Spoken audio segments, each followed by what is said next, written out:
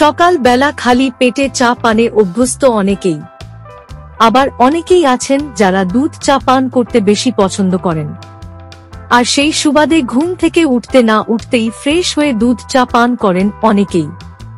তবে এই অভ্যাস ভালো নাকি বিপজ্জনক তা কি আপনার জানা আছে? যদিও চা অ্যান্টি অক্সিডেন্টের ভান্ডার, আর এই উপাদান শরীরে প্রদাহের প্রকোপ কমাতেও সাহায্য করে।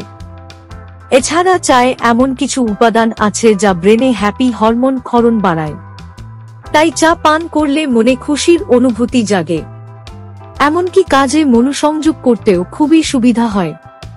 তবে খালি পেটে দুধ চা পান করাটাই নাকি বুদ্ধিমানের কাজ না, এমনটি জানাচ্ছেন ভারতের পুষ্টিবিদ কোয়েল পাল চৌধুরী। তার মতে খালি পেটে দুধ চা পান করার অভ্যাস গ্যাস অ্যাসিডিটির প্রকোপ বাড়াবে, এতে করে ক্রনিক গ্যাস্ট্রাইটিসের সমস্যার ঝুঁকিও বাড়বে।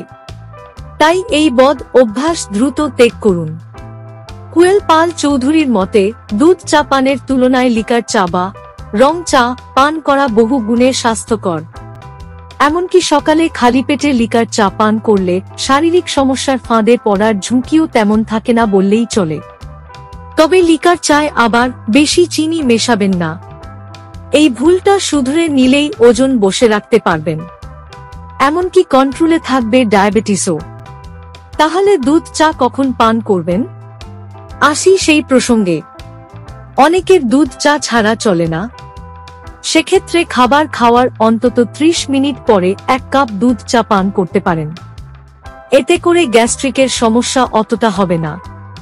আর দুধ চা তৈরির ক্ষেত্রে লো ফ্যাটযুক্ত দুধ ব্যবহার করুন। এই নিয়ম মেনে চললে ওজনও নিয়ন্ত্রণে থাকবে, আবার কোলেস্টেরলও থাকবে বসে। এখন দিনে কত কাপ চা পান করবেন? আসি সে প্রসঙ্গে। রং চা দিনে 3 থেকে 4 কাপ পান করতে পারেন, অন্যদিকে দুধ চা 2 কাপের মধ্যেই সীমাবদ্ধ রাখুন।